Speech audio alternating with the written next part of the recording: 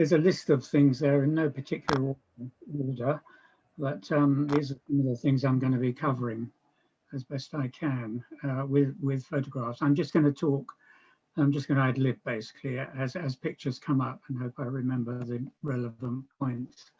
So I was saying Bromley, you know, the town centre is pretty much under siege still from major developments, and some of and the black line is the conservation area, so that's the area that's protected, but everything else is not. And in the conservation area, it's not just development within it, but it's also development on the edge of it, or development that can be seen from it, which is comes under the conservation area regulations. The regulations are different to what happens outside and much more stringent. So a lot of our work is about defending the conservation area, because frankly, if you can't defend that, you can't defend anything. So the most recent thing we've been dealing with is 70 High Street development, the Maplin's Corner. I don't know if people know the Maplin's Corner of Ethelbert Road and High Street. So the original proposal, which came through, I don't know, about 3 years ago, was for a 20-story block rising up from the High Street and making, and this is the view. Also on the left-hand side, you've got locally listed Aberdeen buildings. On the right-hand side, some very interesting buildings from the 30s, and Ravensfell House, which is where Russell and Bromley was. This was obviously, you know, this we're looking at it from a conservation area, the view, and any development like this, which is seen from the conservation area, there's a requirement, a legal requirement to make it preserve or enhance the character and appearance of the conservation area, which clearly this doesn't. So this had to go back to the drawing board. Here's some other views of that, the 20-story block. You see it's pretty massive. And the views, top three views. I'm fairly sure, Tony, that that's not the 20 stories. I'm fairly sure that's what the 16. Sorry? I think that's a 20-story one. I think that's lower. That was the next one. I get confused with how many proposals they had, yeah, but I think it's slightly shorter. This is the original, anyway, the first one we saw. Anyway, well, you can see it's pretty big. Anyway, I counted 20 stories. And the view from Queensmead. Queensmead is also within the conservation area, so it's not just how it affects the urban part of the conservation area, but how it would affect the green space part of the conservation area. And obviously there it rises up above the tree line and is a major alteration. So they had to go back to the drawing board, and we came up with, so there's the Maplin Corner. So it was decided to try and retain the Maplin building because it's a very decent 1930s Art Deco building with a lot of interesting detail. And what they came up with was this, which is set back and just sort of retaining the facade. So that went to committee just a few weeks ago, really, a couple of months ago, development control. And I'm just going to show you another view of it. So that's how it would look from Ethelbert Road. You know, it's a major change, isn't it?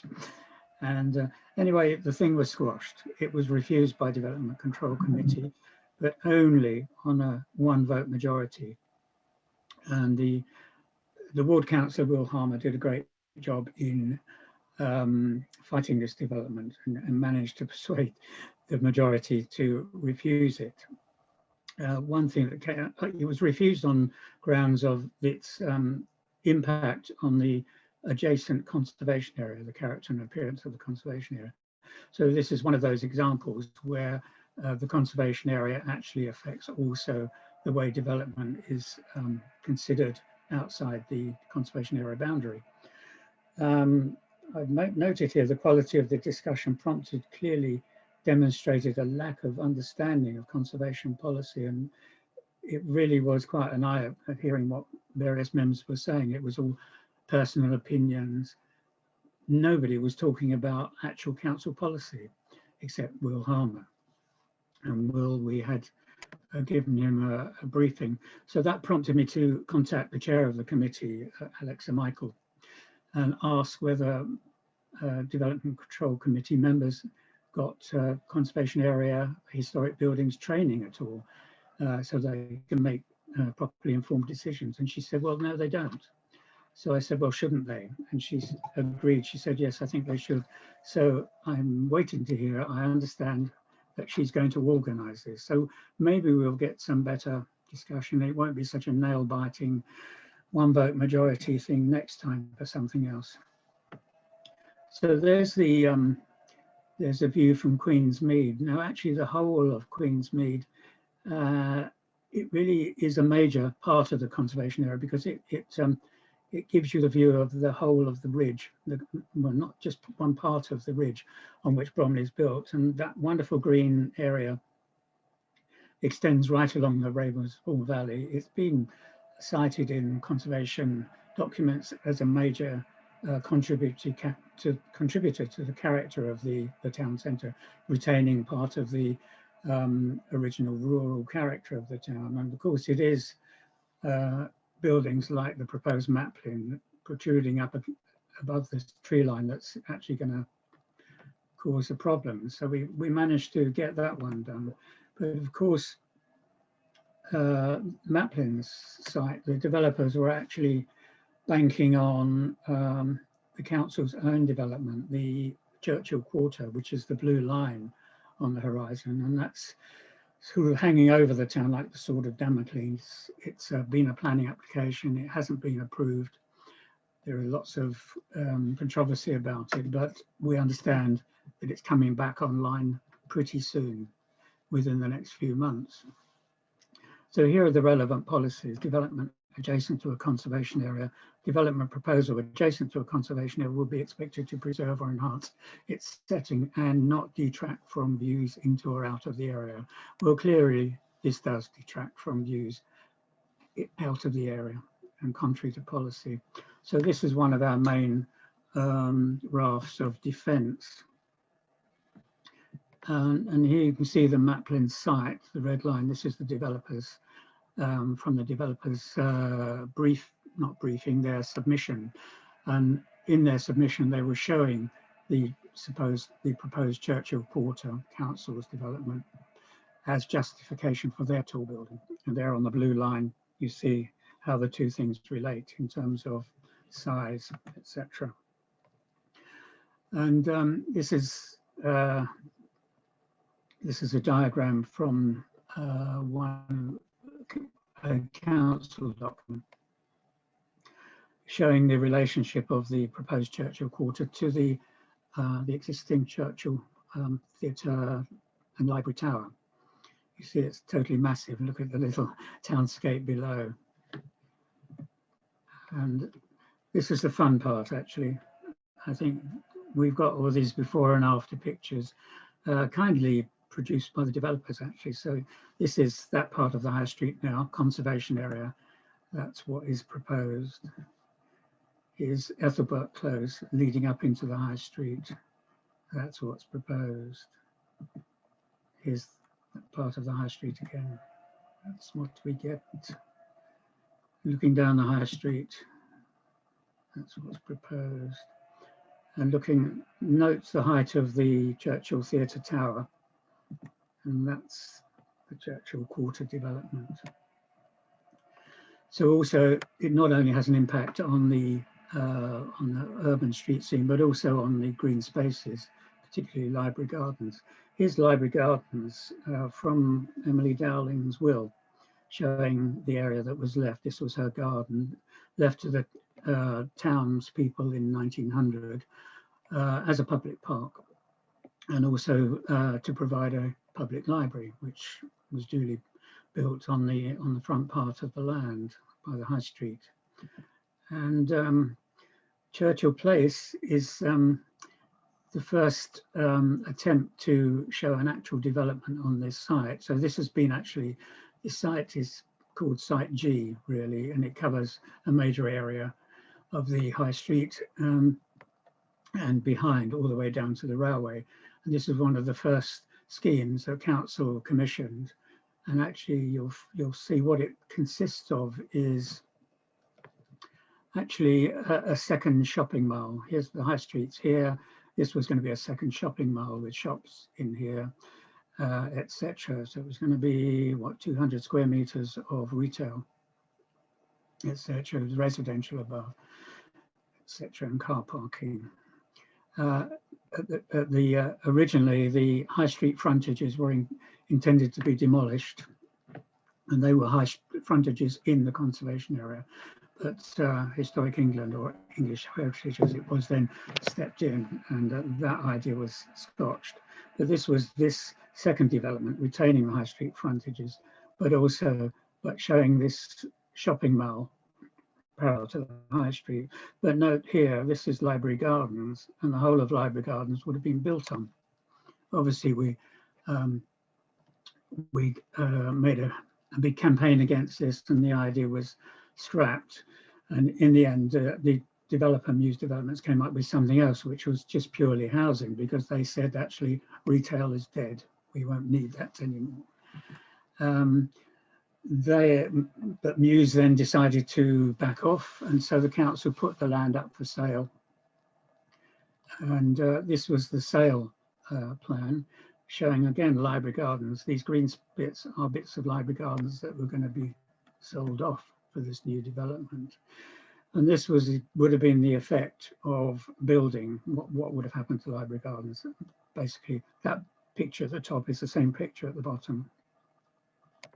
Massive development, more or less obliterating Library Gardens. It was another campaign, public campaign, and because of it, the council decided to think again and went to their co-developer to have a rethink. And what they came up with was slight modifications, really not much anyway.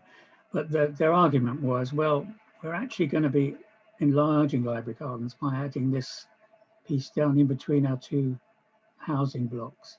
So it doesn't matter so much about losing bits of Library Gardens up there. They showed this little picture here of this green space, but what they never showed us was the rest of it. The little green space crowded in by these massive housing blocks, and that is supposed to be compensation for loss of Library Gardens. I'm saying all this now because, okay, this scheme has not been approved, but we're told by Peter Martin, head of regeneration, that Peter Meyer, I beg your pardon, Peter Morgan, head of regeneration, that this scheme is coming back with only very minor amendments. So we might as well look at it now. So that scheme, this was the first scheme, we would have lost not only bits of Library Gardens, but also, you know, this beautiful cedar tree, which, if you know Library Gardens, is one of its major assets. And so the revised scheme is this. Actually, the cedar tree is being retained, but this bit is more or less paved over. And there's going to be a bit of widening there, but it's all sort of under concrete, really. And it's not much of a garden left, actually. And so let's look at what's actually proposed. Here's the gardens now, and there's a wonderful cedar tree. This is the revision. And I don't think this is going to change at all, actually, basically. Massive development. And this is what we have now. You know, it's a wonderful spot, really, in a town centre, a place where you could come and sit and enjoy the sun, enjoy the trees against sky. And actually what it's going to be is this, if they get their way, if the council gets its way, and I'm sure they're determined to. And just approaching into the gardens, this is what we see now. And they've not really shown us how it was going to change. So we've done our own little mock-up here, and you can see how much the garden is just being pushed back, and really how little value it's going to actually have. There's some more developers before and after pictures. This, they're being very kind of, they've taken a very low down view in Church House Gardens, adjacent to Library Gardens, which means the building looks lower than it will do. But note the Churchill Theatre, that's, they say, is how it will look from there. It goes further up the amphitheatre And the higher you go, the more visible it is. And I actually think this is actually incorrect, this drawing anyway. They're showing other views from Church House Garden. So this is really down the bottom of Church House Garden. You see there's massive blocks here. And this is what's actually proposed. So facing Church House Gardens on this side, we've got 10, 15, 13, 11 story blocks. Facing the High Street, it's 10, 12, 14, 11, and 7, 4, and 1 all along Library Gardens entrance. There's another view, developer's view. And so we know it's been stipulated by way back in the Area Action Plan in 2010 by the inspector that there needed to be a master plan for the whole of Site G, of which Churchill Quarter is just one little area. So you see this was a master plan that was produced, I think 4 years ago, 3 or 4 years ago. And the master plan was obviously produced in relation to an assumption that Churchill Quarter would go ahead. So it's all tower blocks all the way down the hill, with this as the tallest one. And is a cross-sectional view. So you see there's the Churchill Theatre Tower, Churchill Quarter, much bigger than anything else, even taller than the ski slope Titanic, we call it, huge on the horizon. So facing outwards, that's what we're going to see across the green spaces from Queensmead, etc., and Church House Gardens, and that's how it will appear in Queensmead. And again, you know, clearly this is not going to preserve or enhance the character and appearance of the conservation area. Now it says my internet connection is unstable. Now it's come back again. So the worst thing in many ways is that there are people living on the site, and you have to pity their plight. They've been living under threat of compulsory purchase by the council and the loss of their homes, blighted by this development for 16 years or more. 16 years ago, when we first heard about this possible redevelopment of this site, I leafleted the houses here. There are 40 homes here, 40 families living here. I leafleted them and said, did you know that your property is blighted because of this council proposal, which is just in the initial planning stage. And I had an irate phone call from the council's property services manager saying, how dare you tell people their properties are blighted?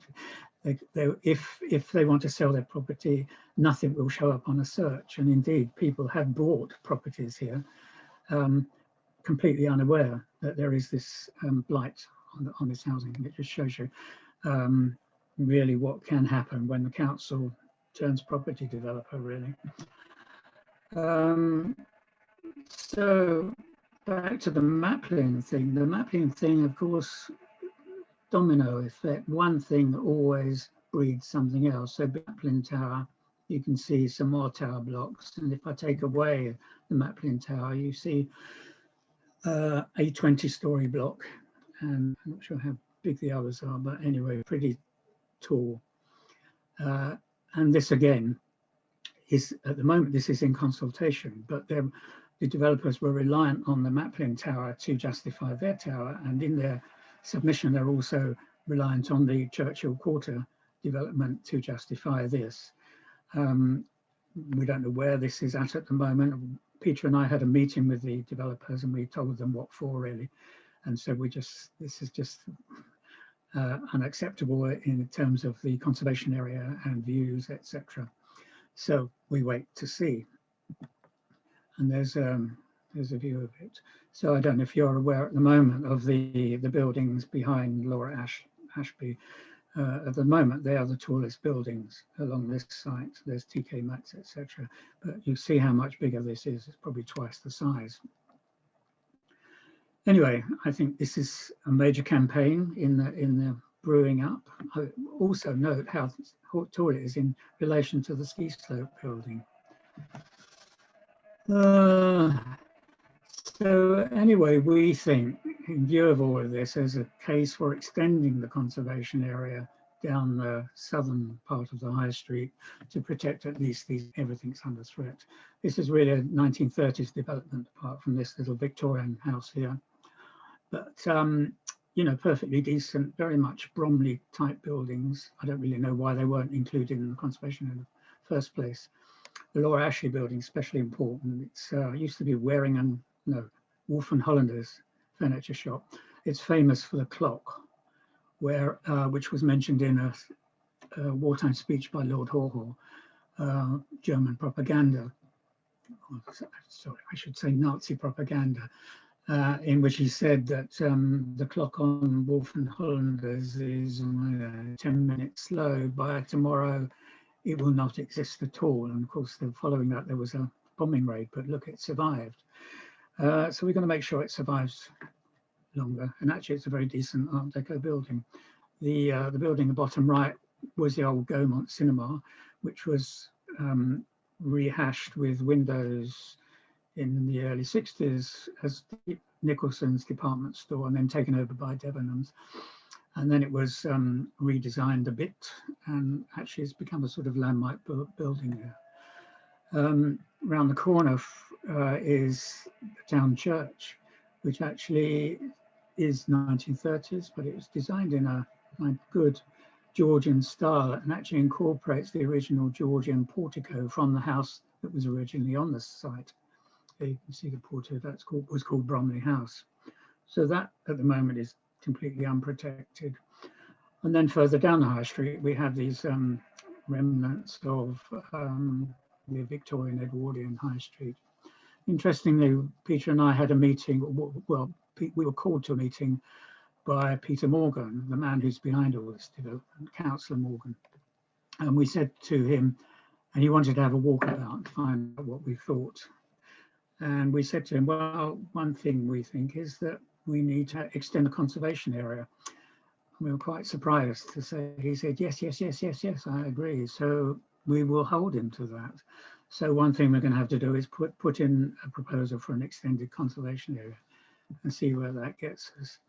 So the area we looked at was really interesting. It's not just the high street bits, but there's behind this high street, there is the remains of a very interesting Victorian enclave.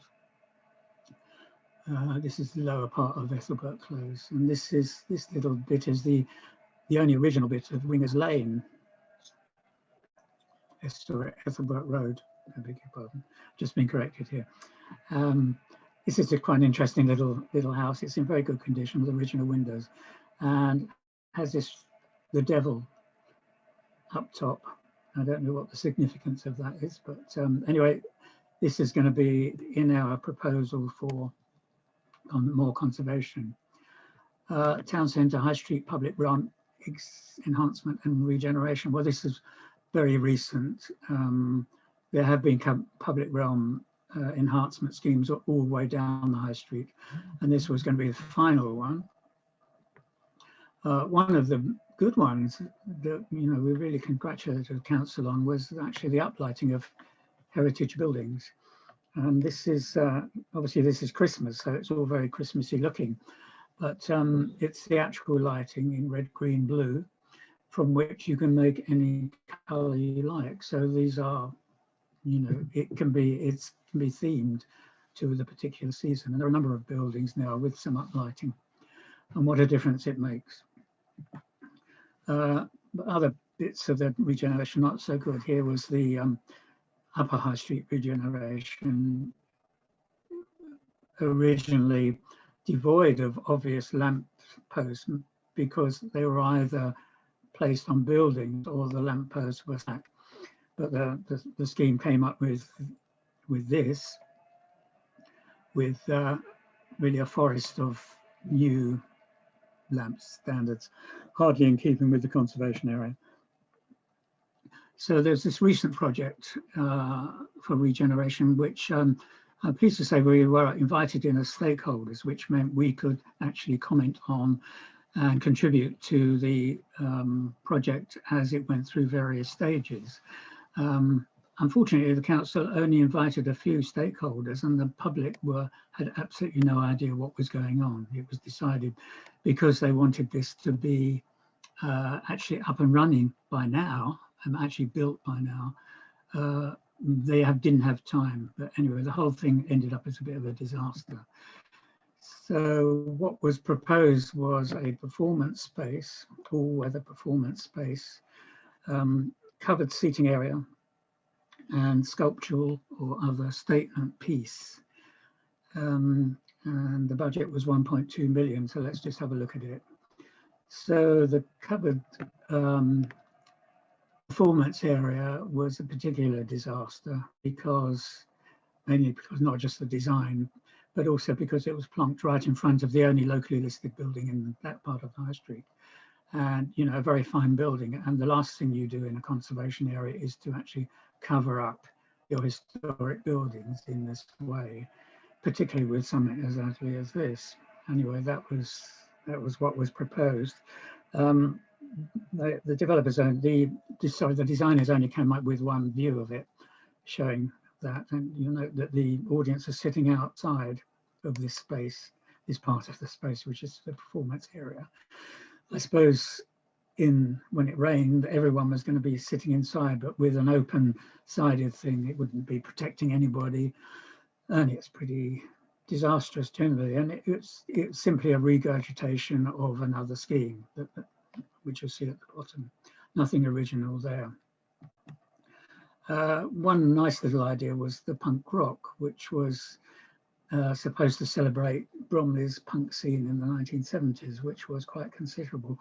But unfortunately, it was decided to add this punk rock into this, what they call the greenhouse scheme, with the tallest part of the greenhouse completely covering up the Aberdeen buildings.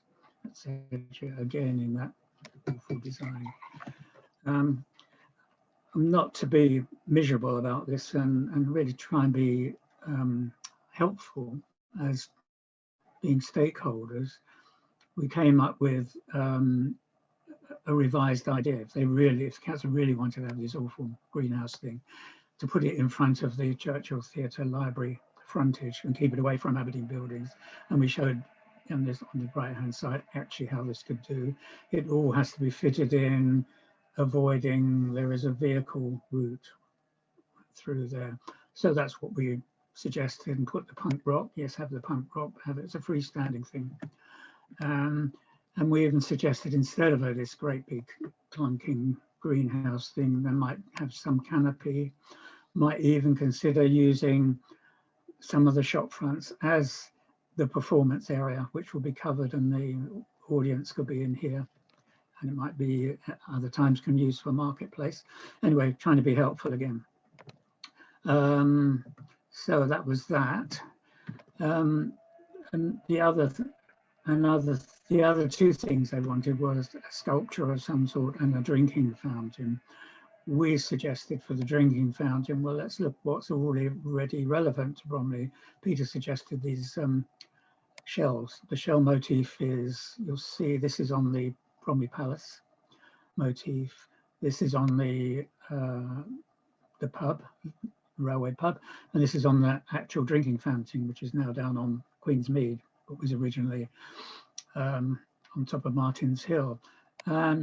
Quite reasonable to actually take something that's relevant to Bromley. The shell is the symbol of, what do you call it? Oh, symbol of welcome and nourishment, and pilgrims on their way to Santiago de Compostela would carry shells with them.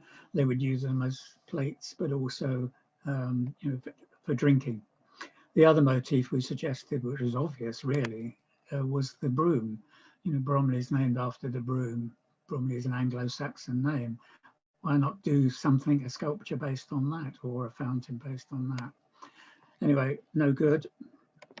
The designers were just obsessed with funnel shapes, and they've been using them in all these other projects of theirs. And you know, it's an African hut here. If you turn it the other way, it's supposed to be some kind of wishing well, and I don't know. And this is their from their development plan, which is one of their inspirational photographs. Here it's a listening device, or it could be I don't know what it is. It's sort of a megaphone. Anyway, that seemed to have crept into the other areas. This is the so-called drinking fountain on the left. The idea was to actually incorporate the original Victorian pump and work on some kind of theme with that, but it was, which is the pump is obviously by the Darwin mural, but it was, that idea was dropped because it would have been too vulnerable here, and it's a historic item. And we just kept banging on about the broom, and in the end they suddenly came up with this idea of taking this idea which they'd used on something else, these shingles, coloured shingles, and turning the trumpet into this kind of thing, but sticking the shingles on, and because they're yellow and a bit of green, that symbolises a broom flower, broom plant. Anyway, we didn't, you know, we didn't say you can't do it, but we said you really must do it. It's in the wrong location because it's shoved right up against the best locally listed building in the market square and best Art Deco shopfront. Doesn't make any sense.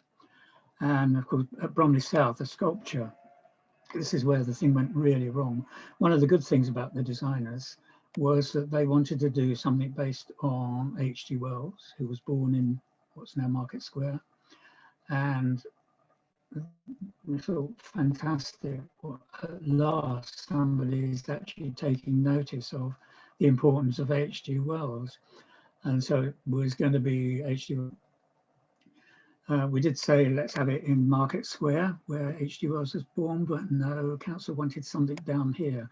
The council didn't specify H.G. Wells or a time machine, but the two things put together ended up with this. And there again, we had, first of all, we had the two funnel shapes, which we'd seen in the original designs. Originally, you were supposed to climb through this, what was called a wormhole, into this other world, which had a viewing basket. That was scrapped immediately because of health and safety reasons. But the idea was then redeveloped into this kind of thing. I think Max described this as something from the Little House of Horrors, Little Shop of Horrors. Anyway, it's very much in keeping with the thing at Bromley South. Anyway, the whole thing was withdrawn.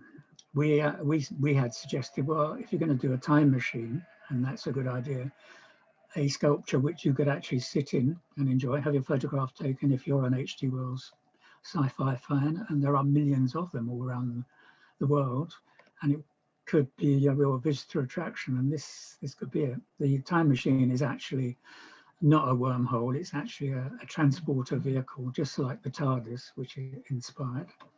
And we could have had something really quite interesting, and we probably still could. Anyway, it all went a bit pear-shaped, and Peter Morgan, who's the man behind the whole thing, decided he didn't like any of it, so he's pulled the plug on it, and it's been withdrawn because he doesn't like it. One thing we did look at the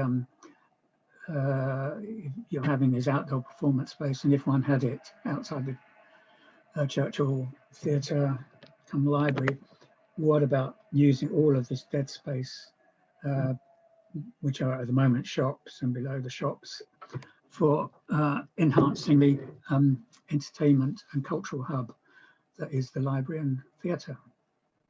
So I don't think councillors, know of these drawings, but they're in the local studies library. But you can see just how much is given over to a shop, 2 floors of storage, a whole service area, and even more basement area. And look at it, could be fantastic. The kind of stuff you could get in there would be amazing. All sorts of art galleries, you know, art cinemas, all sorts of things. Anyway, that may go somewhere, may not go anywhere. I think Tricia mentioned the planters, and we did notice this. And actually, I noticed this last year. They were all going weedy. I don't think there's any suggestion that it's meant to be a natural weedy thing. There are some quite decent, interesting plants in there.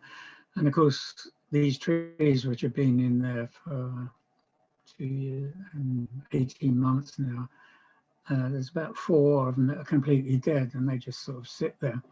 So, you know, you can spend 1.2 million on enhancing the high street to bring in visitors, but nobody seems to be able to spend any money on maintenance of these planters. And hopefully now that Peter Morgan has seen it and was rather ashamed of what he saw, something may happen.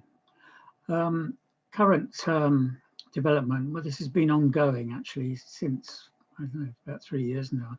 Site B, Tweedy Road. This is the area alongside Bromley College, Grade 1 listed and Bromley College, and Grade 2 listed Shepherd's College, where Kathleen is. And it's actually a very narrow strip of open land, which was the residue. It's actually the back gardens houses that were demolished in 1987 to widen Tweedy Road. And council have always wanted to have this as some kind of housing development site. Personally, I don't think it's ever been suitable for that because it's such a narrow strip.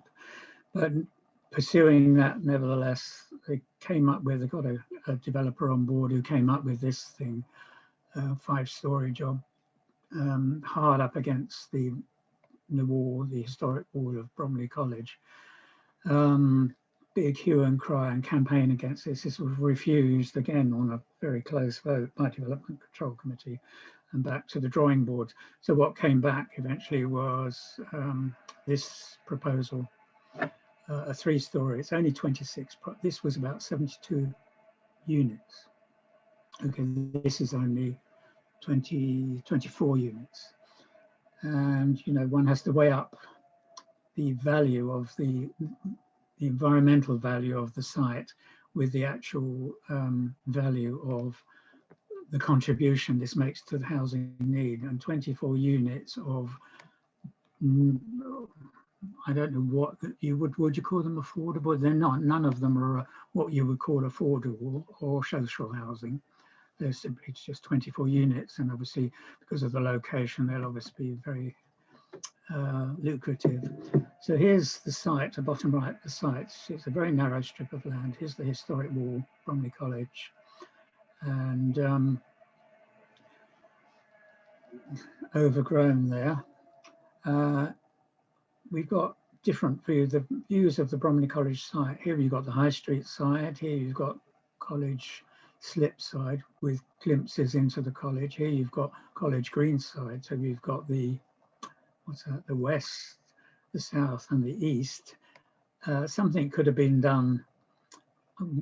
We had suggested a pocket park here, another green space to actually complement that. So the whole of this beautiful Grade 1 listed enclave should be surrounded by green space, and that would have been a very nice little oasis there above. No,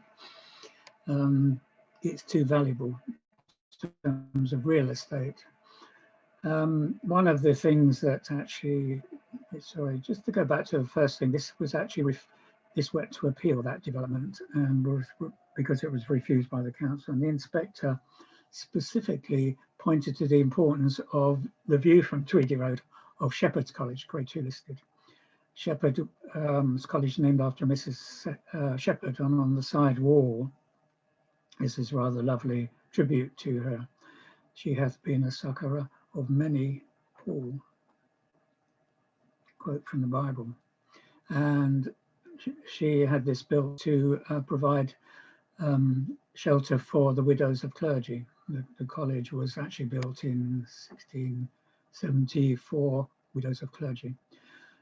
And the importance of that view was stressed, but following the desire to have these 24 flats here, the council just ignored that area. So there's the view that we did have, and the view is now just here, basically, sandwiched in between that building, and we've got some trees in front, so end of that.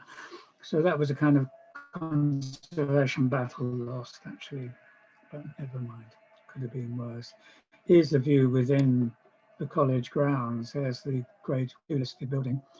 I mean, the regulations are the guidance on listed buildings is their setting should be preserved, and one pay careful attention to that bit. And the setting here is, you know, was actually very lovely. You've got some Victorian buildings here with gables, not dissimilar period to the college itself, but we've got this blob here. The college, really, the people living here have no choice but to look at it, actually. The college wall that's on here, they want to have trees there, they can't really because they're going to impinge. Anyway, as I said, that's a thing, that one's lost. Another building, another thing that's been going on for several years and still hasn't been resolved is the Y buildings in Civic Centre.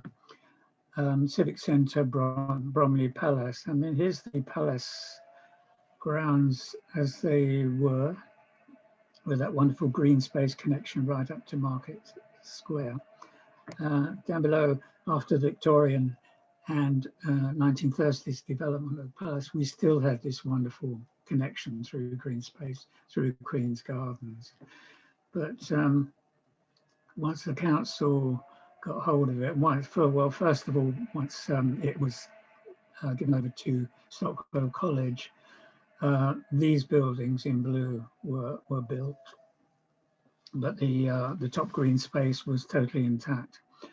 When the council took it on in 1987, then Kentish Way was run through the green space. Civic Centre car park was built on the rest of the green space, as well as new offices. So what was left was this green space at the bottom. And because of all of this development here, in 1987, the council of the day resolved to make all of this permanent green space. And you can see the drawing at the top was what they intended.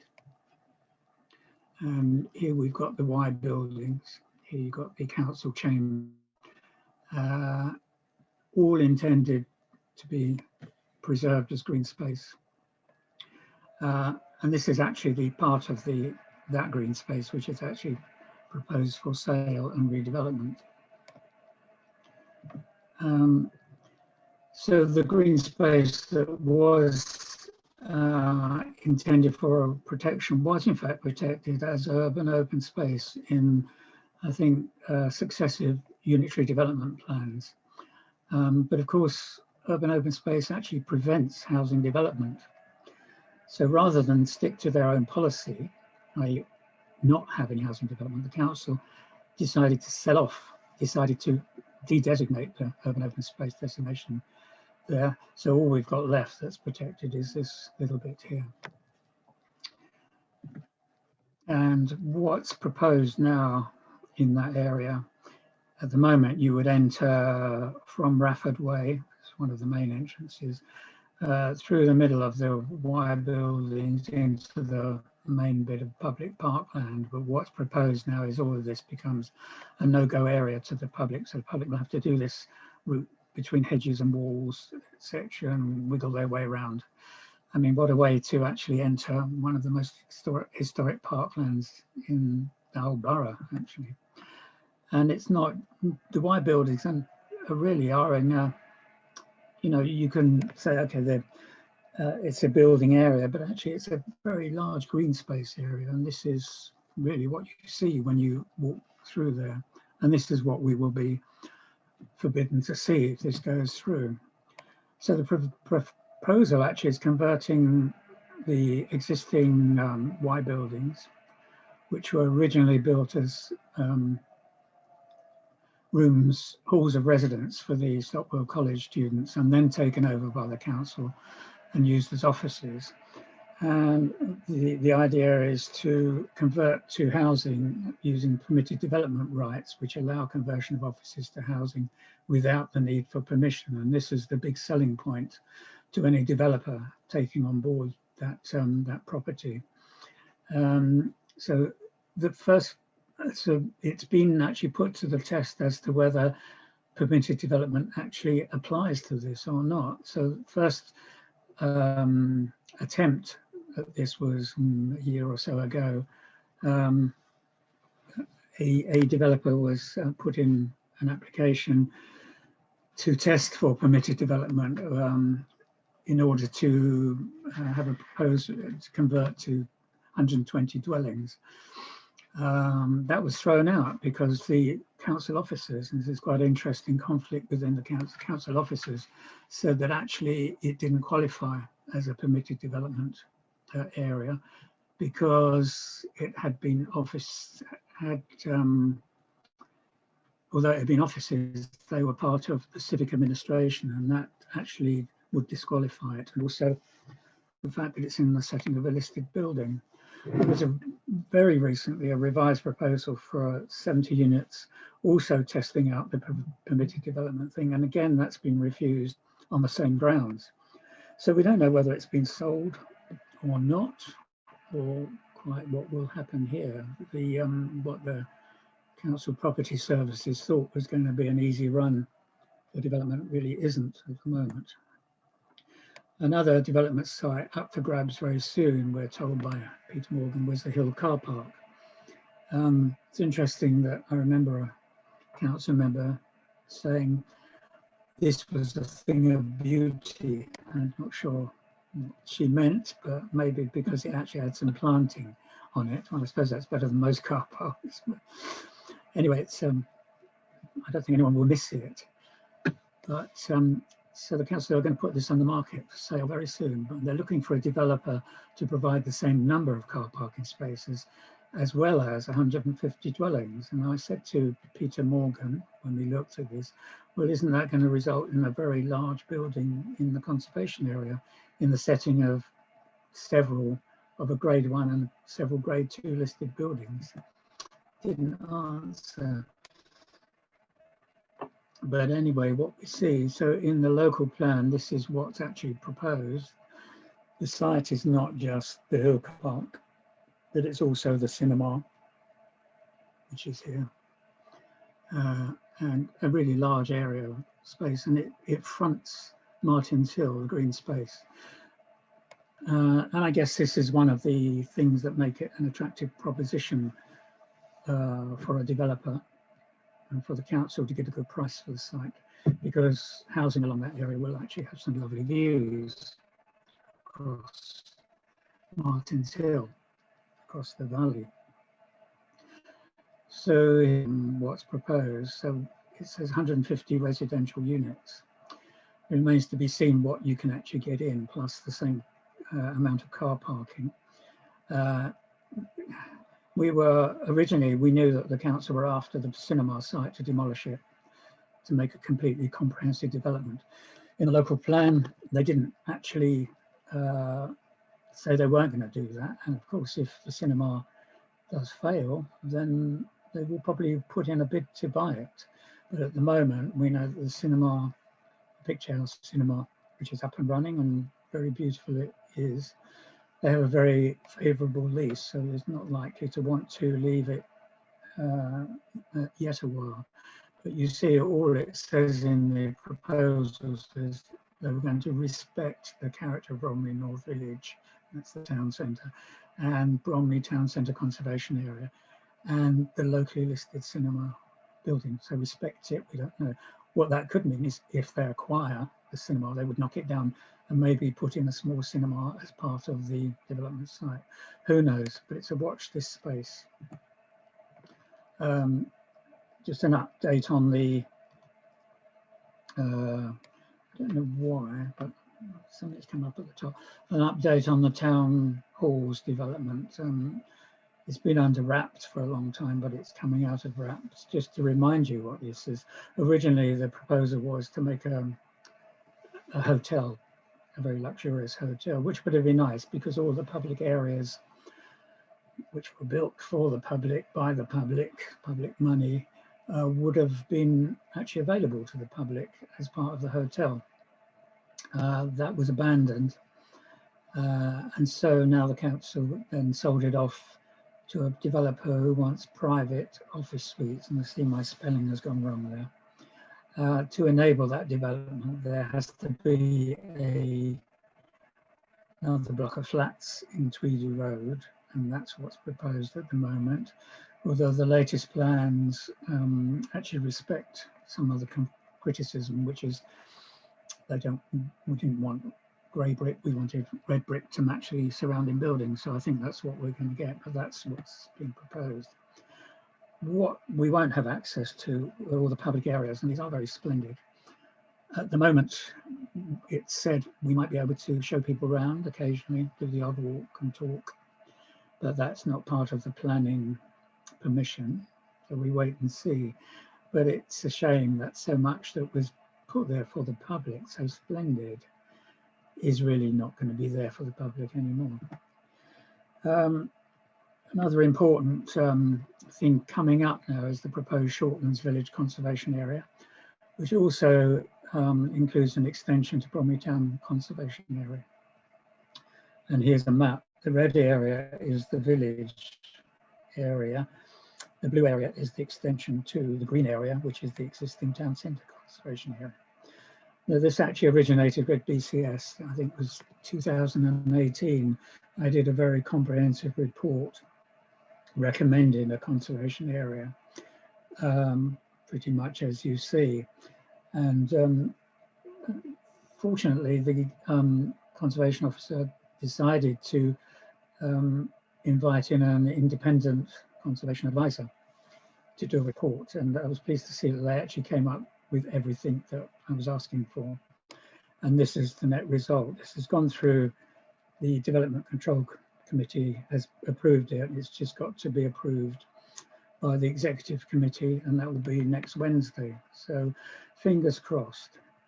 And I'll just explain what it includes. The thing that precipitated this was the threatened demolition of one of the more important buildings in the area, which is the old Temperance Coffee House, built in 1880. It's attributed to the architect Ernest Newton, who built the Royal Bell, although that's not actually established. But anyway, it was boarded up and came under threat.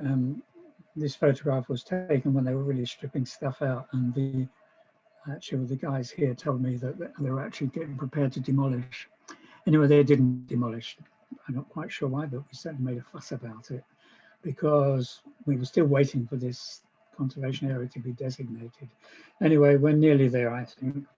So what we've got for the village area is this. You've got the village area here, which goes right up to the Valley School here, and just a little bit beyond. Includes the Valley School playing field, Recreation Road, Martins Road, etc. And adjoins Queensmead, which is already a conservation area.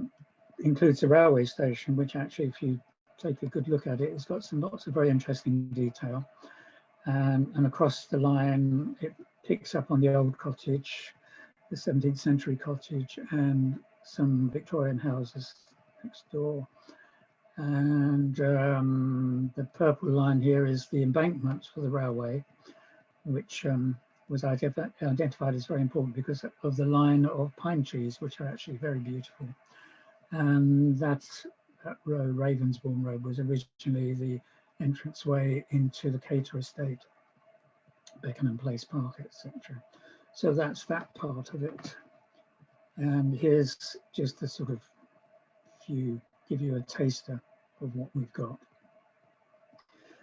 Artisan cottages, beautiful pub, nice bits of all-time work on housing. You've got the old coffee house, very distinctive houses along Beckenham Lane with their half-hit roofs. They're a bit like a country barn, really.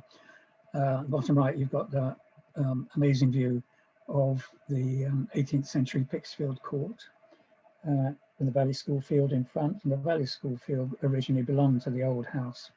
And this is one of the views that's been identified as being majorly important to the village, identified both in the town centre conservation area and in the village conservation area. The railway station, the decorative ironwork here, the lovely Congregational Church there, amazing, the Valley School Field, the old cottage, and some interesting arts and crafts houses. So that's just a flavour of what's looking into that area. And the additional part to the town centre conservation area includes the 2 pumping stations. And little row of houses opposite the pumping station, which you can see actually in this old engraving dating from, it must be probably about 1865, I would say. And there you see Puffing Billy going through, and still sheep grazing on Martin's Hill. And there's the old pumping station. So it also includes the lovely houses facing Queensmead, which gives Queensmead, you know, a lovely sort of backdrop. So hopefully next Wednesday it will be all done and dusted. Somebody was asking about the Royal Bell, the latest on the Royal Bell. Well, externally, it's all been done up and it's looking really rather wonderful. It's been cleaned. The pargeting work has been picked out in the terracotta and white. We've got a new signage there. And so externally good. Things that have been going on lately, the frontages were, these are not the original frontages because they were stripped out in the 60s and given shop fronts. And sometime, I think it must have been the early 90s, they were replaced with these similar, quite good pastiche versions. The planning application that's been approved was included some new shop fronts, which will actually take a cue from the Hunter's shop next door, all grade 2 listed. We thought that was great, but actually what happened is that the owner, Gary Hillman, decided to strip out the frontages and put in these temporary shutters on either side, which, you know, I don't know. I think he needed permission for that, I don't know. But anyway, what ensued was that there was a planning application, instead of putting in these ones where the permission is for these things with these folding back glass doors, which probably makes a lot of sense in terms of COVID, etc. and all that. But anyway, that's how that is changing at the moment. The other thing is of course, there's the 9-story hotel extension, which is going to propose for the site of the stable block at the back. And there's another view of the stable block, so that's number 3 there. And that's what we had. But although the actual hotel development, there was no hotel development actually on board at the time, these buildings were actually demolished rather prematurely, I think. And they could have been saved temporarily and used, because what's happened is that Gary has opened up the garden bar on the site of those buildings. So it's basically, it was a courtyard in front of the stable block, as you see there. It could have been, you know, a very interesting garden bar using the interesting buildings, but, you know, they've gone. And so that really does pave the way for some kind of tower block. So the latest in proposals we only just hear are to increase the height of the hotel block extension from 9 to 11 stories, which is really, I think, pushing it. These are the, this is what's shown by the developer at the moment with the 9-story block, which in this view just peeps over the top. Well, it's kind of probably 1.5 stories. But I think with 11 stories, forgive this, it's pretty crude, but it's only a way of showing. We understand also the increases because the owner, Gary, he hasn't had any success with hotel developers so far until now. He's got thinks he's got the Hilton chain on board, but they're insisting on having 11 instead of 9 stories. And so what that actually means, so here's the existing permission, that means going up like here. And viewed from Market Square, we're going up to here. And here's the thing at present, is the 9-story, and here's the 11-story. And here's our own view, or on the Meyer view. And so here's the original view of what, this is the only view the architects put in actually from Market Square, showing it just peeping over the top, the 9 stories. But actually, if you stand back a bit, that's what the 9 stories looks like. So anyway, there's an issue here because, you know, we argued successfully against the Maplin development down here, which was only 12 stories. So outside the conservation area, but how can one, if that's unacceptable, how can this be acceptable? Same size, right in the very heart of the conservation area.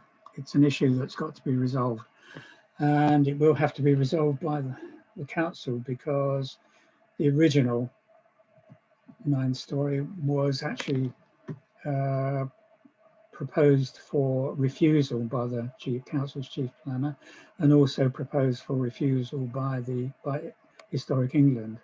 And it was only on the strength of a perceived idea that the hotel would be of such public benefit, basically in terms of restoring the Royal Bell itself, that it should go ahead. Well, you know, it's a debatable point. I'm gonna have to see where that goes. But yeah, there you see, that's outside the conservation area, and that's unacceptable. That's within the conservation area. So just some other lightweight matters now. I'm nearly finishing now. Robert Dias. It's been great to have Robert Dias in the town centre, and we didn't know until Simon Finch at the Local Studies Library discovered that Robert Dias actually lived for 30 years in the town centre, and until he died, in fact, in 1911. And there's a nice display about Robert Dias on the side window of the shop, and no mention of Bromley, of course. So we're hoping to actually persuade them to have a feature on this. There you can see the house where he lived. He had this built apparently for himself, Blythe Wood, on the corner of Blythe Road and Beckenham Lane, just a little way down from High Street, a massive house, and that's where he died. But previously he lived in this house, number 1 Blythe Road, which is still there. That's been under threat of redevelopment, and there was actually a planning permission for a block of flats in its place. But there was a recent application to revive that planning application, but that was refused, and partly on the basis that this is now regarded, because of this discovery of the Robert Dias connection, that it's now a non-designated heritage asset, and therefore there are some flimsy but extra defences. So we hope we can save that. Other buildings in that area which weren't so lucky, and in order to build a magistrates court, these were the ones that got demolished. Firstly, there was Lauriston, just a little way down from Blythe Wood and the other house, Robert Dias' house. That was the home of Joseph Swan, the British inventor of the incandescent light bulb. And a recent article in the Local Studies book showed that Joseph Swan bought this house in the High Street, Sunnyvale, I think it's called, to use as his laboratory. But this, sadly, this very important house with this, you know, historic connections, was demolished to build the magistrates court. Not rather the magistrates court, was actually the car park. It's just simply an empty site. Another building that went was a lovely arts and crafts building called St Winnows, which had been owned by the Frampton family. If anyone's old enough to remember Peter Frampton, the singer, rock star, that's them. And the other rock connection was, of course, Park House, which was demolished, which stood just about here, where David Bowie was married, because it was later used as the register office. A bit of green space news. Our green spaces have been wonderful during COVID, and not least Martin's Hill, where the broom still struggles on. Thank goodness for that, the broom from which our town takes its name. The daffodils were lovely. And interesting thing about the springs on Martin's Hill, we actually have been doing walks with, or rather the friends have been doing walks called the Secret Springs, because on the hillside all these springs issue and people didn't know about them, don't know about them, but they seem to be getting more and more prominent, I think partly because people are excavating the channel, really. And whereas a few years ago, well, a couple of years ago, the issue was all pretty much overgrown, and we would be showing people around and everyone would be going, oh, and I didn't know about that. It's now actually being trampled underfoot, whereas during COVID, people have been exploring here, and we see families all fascinated by this flowing water coming from the hillside. So much water that it's actually gone down on the green space below. It's halfway down to the river now. Keep an eye on that because it may end up being piped. We'll have to see. Another important view that was really wonderful last year during COVID was the meadow, the Valley School Field, which was the original meadow belonging to Pixfield, the 1774 farmhouse. This is an historic view which we've had, ever since it was built. But it is the subject of some conflicting conservation interests, as I will tell you. It's identified as an important view in the town centre conservation area. And here we are. This is extract from the key views map, and you see Queensmead, the view across the Valley School Field to Pixfield. And in the Shortlands Village Conservation Area study that was just being adopted or is being, it says Pixfield Court is viewed across the Valley School recreation grounds from the footpath that runs next to the river. This is an important surviving historic view. That means it's key to the character and appearance of the conservation area and needs to be preserved. But what's been happening is some years ago, the school decided to stop cutting the hedge in the Valley School Field to Queensmead and Martin's Hill, and now there is no view. You can just see a chimney pot. And there's a view of what the hedge now looks like. And along the footpath, which was identified in this piece I just read, the school is letting things grow up, and they're actually planting hedging, and here you can see it's above eye height, so you're no longer going to be able to see into there. And this is the winter view of the house now. So the council, their planting stuff has actually, it's a lot of it's just growing up out of neglect. So this is the council side of the path. This is the school side. So we're going to have to approach the council to say, please clear some of this, etc. And we want, and then we may get a view in this side from Queensmead. And we're obviously hoping we can get the other hedge, the school to start cutting down hedge. They're very, not very helpful at the moment, but we will have to see. But this is what it basically amounts to. Here's the 3 green spaces all together. At the moment, there's the hedge blocking the view from the long distance view. Here's the footpath hedging that's being put in, and here's the council bit blocking that view, and you only get a winter view of the house. But most recently is the school have been tree planting very busily, and there's a whole swathe of tree planting there. So even if we can deal with this, even if we can deal with that, there's all this new growth growing up. We had no idea they were planting, and we would have said, can you put them somewhere else? Trees are great, but this is in conflict with the conservation area principles. So I don't know where this is going to go, but it's something we have to deal with because the views in the conservation area are a matter of public concern. And just finishing up now, We haven't been able to do any any walks, but we've done YouTube walks. So there are 3 online, and at the moment, the H.G. Wells one was quite interesting because Peter managed to organise a professional filmmaker, Mihai, and it was quite an interesting experience being professionally filmed, and actually without any rehearsals. But look at it if you haven't seen it already. Just finishing up with some miserable news. There are these government changes to the planning system, which is a major disaster for just about everybody. And I don't know if you heard about the Amersham and Chesham by-election, which went Lib Dem after being Tory for God knows how long.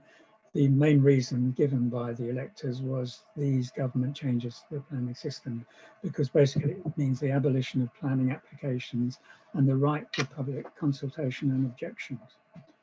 And where does that leave us? You know, it means that developers can just simply, they don't need planning permission to do what they want to do. They have permitted development. And the way they will get their permitted development is, and the only public involvement will be when the council makes its local plans, they will need to classify their areas as suitable for either renewal, growth or protection. Now, if it's renewal or growth, they have the option of adding some, what do you call it, design codes. But once that's all set in, then a developer simply doesn't need to put in a planning application. They can simply go ahead with their development just with reference to the renewal or growth area design codes, and that's the end of the story. In areas of protection, and it's not really clear what that covers at the moment, but certainly a conservation area, that doesn't apply. So thank goodness we have, at least in the town centre, a conservation area, which we had to fight for and which we're still fighting for. The other thing that's going through is the general extension of permitted development rights now. So that means developers can now add 2-storey additions to blocks of flats without the need for planning permission. And it also means the amalgamation of existing class uses into a single Class E, which allows for changes of use without need for planning permission. And now that means, whereas at the moment, say a shopping frontage has a number of different class uses, and the council is able to prevent, say, everything turning into estate agents or everything turning into restaurants, so they can get a good mix. Everything has all been lumped together. So, you know, actually, so the landlords basically, they can simply change the use, and they can get whatever use they want going in there, more or less, with certain restrictions, based on who can afford the highest rent, really. Anyway, that's the end of this. I'm sorry it's been too long, but I hope it was useful to you. And so this is our message: stay with us, and if you're not with us, join us. And thank you for joining us. And I'm going to stop the share.